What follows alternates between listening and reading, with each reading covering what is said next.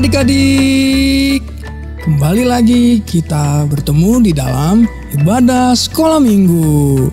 Nah adik-adik, bagaimana kabarnya hari ini? Kakak berharap adik-adik semua tetap dalam kondisi yang sehat, kuat, dan semangat memuji Tuhan. Nah, kali ini kita akan memulai ibadah sekolah minggu kita. Untuk itu, kakak mengundang adik-adik semua untuk berdoa bersama. Mari kita dengan sikap lipat tangan, tutup mata, dan tundukkan kepala. Ikuti kakak berdoa. Tuhan Yesus yang baik, kembali kami mengucap syukur kepadamu. Hari ini kami boleh berkumpul untuk beribadah karena kebaikan Tuhan. Tuhan Yesus, kiranya Bapa memberkati ibadah kami dari awal, pertengahan, hingga akhirnya. Terima kasih Tuhan Yesus, hanya di dalam nama Tuhan Yesus kami berdoa dan mengucap syukur. Amin. Nah adik-adik, kita akan mengawali ibadah ini dengan mengangkat satu pujian. Mari kita naikkan pujian, terima kasih Tuhan.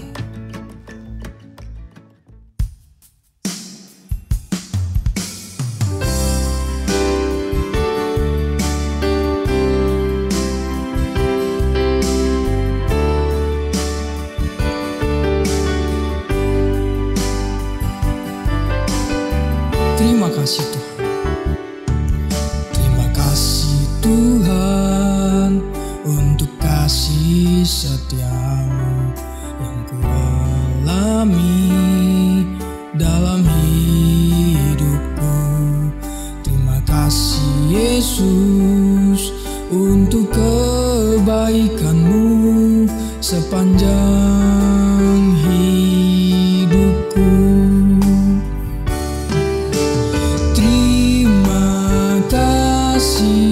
Yesusku, buat anugerah yang kau beri, sebab hari ini Tuhan adakan syukur bagimu.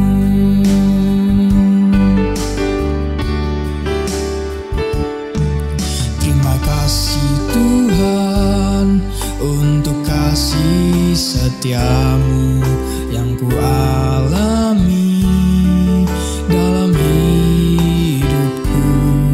Terima kasih Yesus untuk kebaikanmu sepanjang hidupku.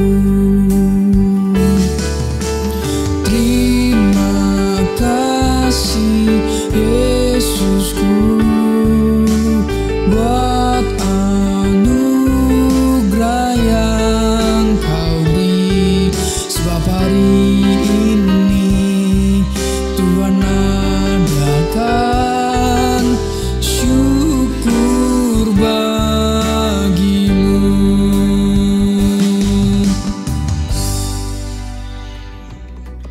Adik-adik yang dikasihi oleh Tuhan, kita akan belajar tentang cerita Tuhan. Untuk itu, mari kita memuji Tuhan dari pujian kita, baca kitab suci.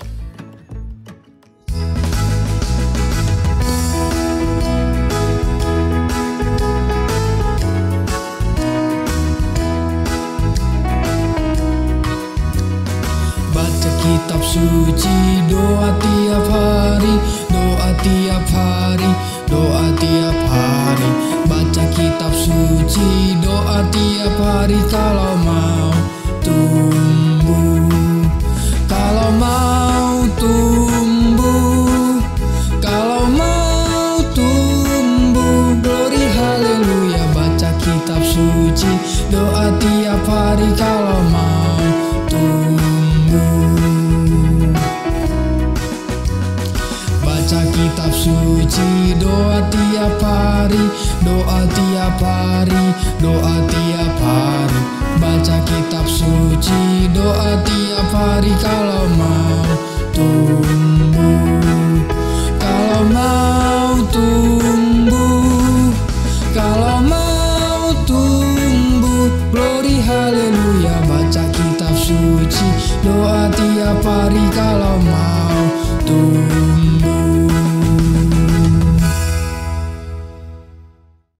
Adik-adik, mari kita siapkan hati kita untuk mendengarkan firman Tuhan. Semuanya tutup matanya, lipat tangannya, kita berdoa. Tuhan Yesus, terima kasih Tuhan buat kesempatan yang Tuhan berikan kepada kami untuk mendengarkan firman Tuhan. Tolong kami supaya kami duduk diam mendengarkan firman Tuhan dengan baik. Ajar kami supaya kami dapat mengerti dan melakukan firman-Mu di dalam kehidupan kami sehari-hari. Hanya di dalam nama Tuhan Yesus kami berdoa. Amin. Shalom adik-adik, kembali lagi bersama Kak Elisa. Hari ini kita mau mendengarkan firman Tuhan. Tapi sebelumnya Kakak mau tanya nih sama adik-adik. Adik-adik di sini ada yang pernah sakit flu nggak ya? Itu loh yang bersin, batuk, pilek. Nah pasti rata-rata kita semua pernah ya sakit flu. Nah biasanya adik-adik kalau ada salah satu anggota keluarga yang sakit flu, pasti anggota keluarga yang lain juga ikutan kena sakit flu juga. Kenapa? Karena sakit flu itu menular, betul sekali. Nah sama juga nih adik-adik kalau misalnya ada orang yang sakit mata, matanya gatel, terus perih, terus merah. Biasanya kita nggak mau ya deket-deket sama orang yang sakit mata. Kenapa? Karena kita takut tertular. Bukannya kita benci sama orang yang sakit mata, tapi kita menjaga diri kita supaya tidak ikut tertular penyakit tersebut. Nah adik-adik juga sama nih, sama dengan penyakit yang sedang beredar saat ini. Apa namanya? Iya, sakit COVID. Ya, COVID itu juga menular, makanya kita belum bisa masuk sekolah minggu seperti biasa ya di gereja, supaya kita tidak tertular penyakit COVID ini. Nah adik-adik, zaman dahulu ada satu penyakit yang lebih parah, lebih berbahaya daripada flu, sakit mata, atau COVID. Penyakit ini namanya adalah penyakit kusta. Nah penyakit kusta ini adik-adik adalah penyakit yang menyerang kulit manusia. Nanti kalau orang yang kena sakit kusta, dia kulitnya bisa gatel-gatel, luka-luka, bahkan bernanah adik-adik. Nah penyakit kusta ini adalah satu penyakit yang menular juga. Makanya orang yang sakit kusta tidak boleh dekat-dekat sama orang yang sehat. Nah meskipun saat ini sakit kusta sudah ada obatnya, tapi adik-adik zaman dulu waktu Tuhan Yesus masih hidup, penyakit ini gak ada obatnya adik-adik. Tidak ada obat atau dokter yang bisa sembuhkan penyakit kusta waktu itu. Makanya kalau ada orang yang udah sakit kusta, mereka udah gak punya harapan untuk sembuh. Mereka juga gak bisa tinggal bersama keluarganya lagi, gak bisa lihat teman-temannya lagi, karena mereka harus tinggal terpisah jauh-jauh dari orang-orang lain. Mereka gak boleh deket-deket sama orang banyak supaya tidak menulari penyakitnya. Nah adik-adik, hari ini kita mau belajar dari orang yang terkena sakit kusta. Yuk kita buka Alkitab kita di Lukas 17, kita baca ayat 11, 12, dan 13. Dalam perjalanannya ke Yerusalem, Yesus menyusur perbatasan Samaria dan Galilea. Ketika ia memasuki suatu desa, datanglah 10 orang kusta menemui dia. Mereka tinggal berdiri agak jauh dan berteriak, "Yesus, Guru, kasihanilah kami." Nah adik-adik, di dalam Alkitab tersebut ada berapa orang yang sakit kusta? Ada 10 orang. Nah adik-adik, waktu itu ada 10 orang yang sedang sakit kusta. Nah 9 orang dari 10 orang ini adalah orang Yahudi atau orang yang sama suku bangsanya dengan Tuhan Yesus. Sementara yang satu ini adalah orang Samaria. Orang Samaria itu tinggalnya berbeda provinsinya dengan orang Yahudi. Dan orang Samaria ini juga biasanya dijauhi sama orang Yahudi karena mereka dianggap tidak menyembah Tuhan yang benar. Nah, tapi karena mereka sama-sama sakit kusta, sama-sama menderita sakit yang sama, mereka tinggal bersama-sama, makan bersama-sama, dan mereka hidupnya bersama-sama di suatu daerah yang sama. Nah, adik-adik, pada suatu hari ke-10 orang kusta ini sedang duduk-duduk, lalu mereka berbincang-bincang. Ada satu orang yang berkata, "Aduh, gimana ya? Kapan ya aku bisa sembuh? Duh, badanku sakit semua. Siapa ya orang yang bisa menolong kita?" Lalu ada yang lain menjawab, "Iya nih, kita kayaknya udah gak bisa sembuh. Kan sakit kusta gak ada obatnya, gak ada yang bisa nolong kita. Udah habis harapan hidup kita." Tapi ada satu orang di sana yang berkata seperti ini, "Teman-teman, aku dengar-dengar katanya ada seseorang yang bisa menyembuhkan segala macam penyakit. Namanya adalah Yesus. Ia bisa menyembuhkan semua penyakit manusia.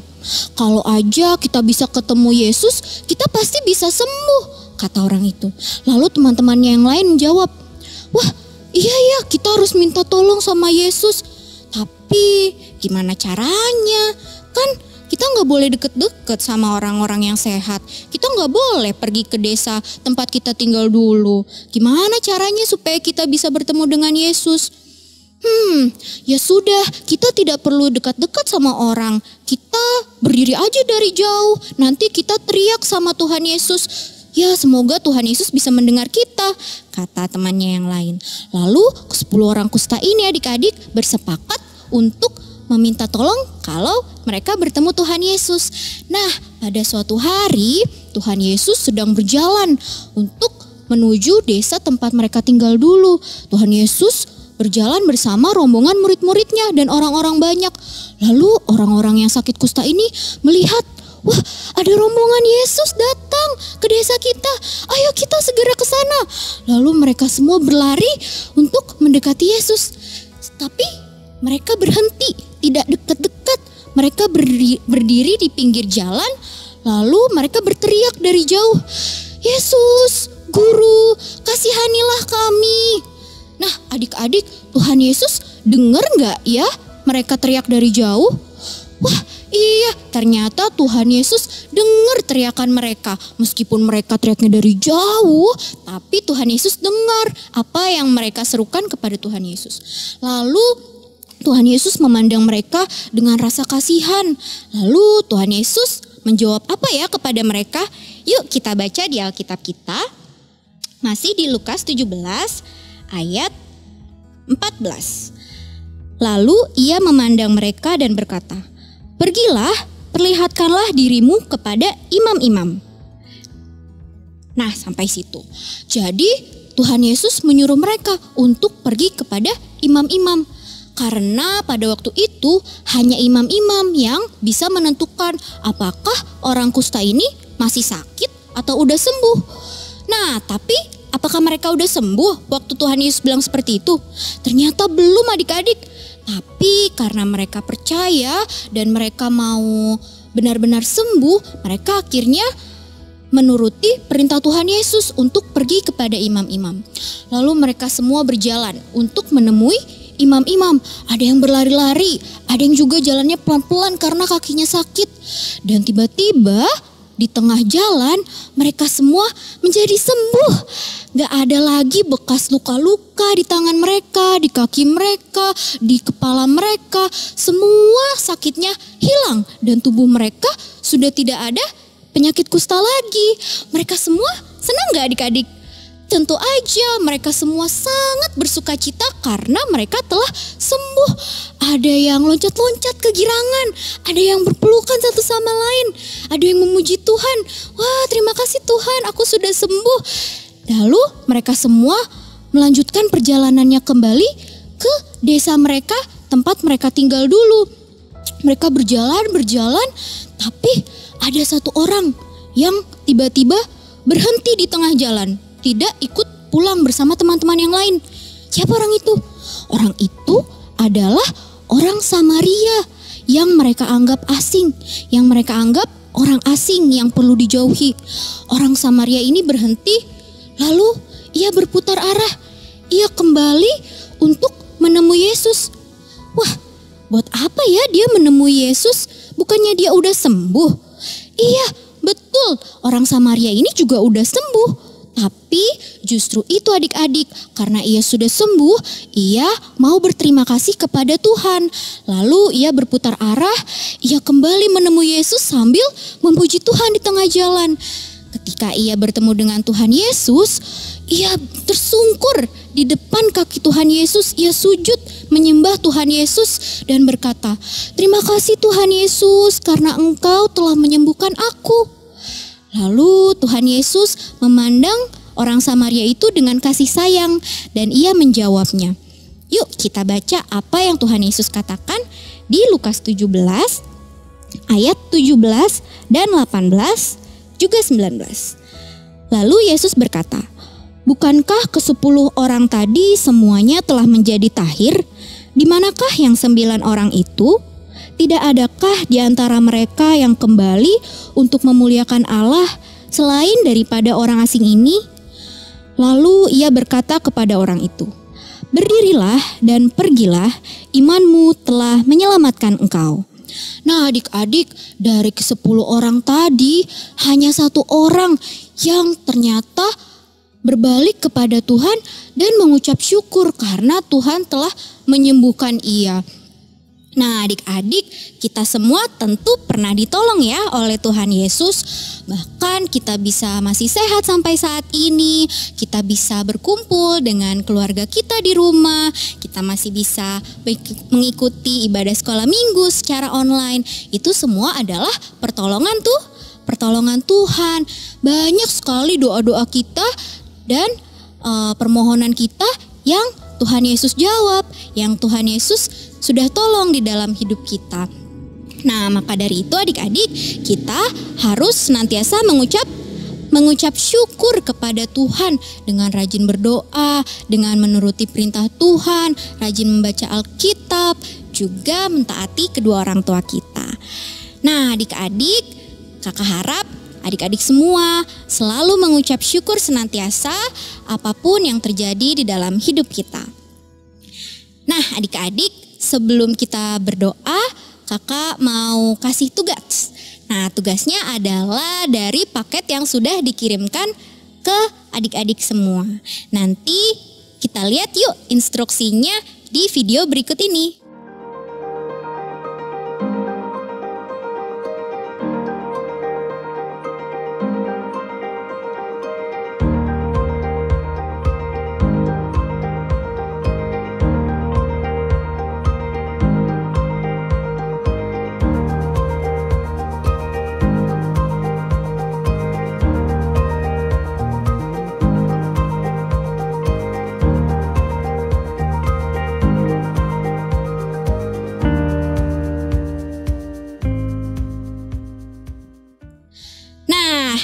Dia tugasnya, jangan lupa dikerjakan dan dikumpulkan ke kakak-kakak sekolah minggu ya.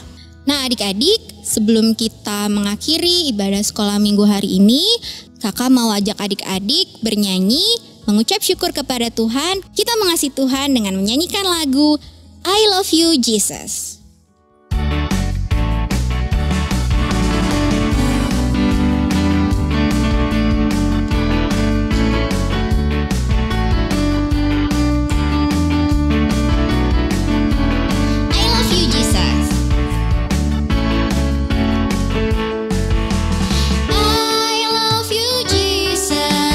Deep down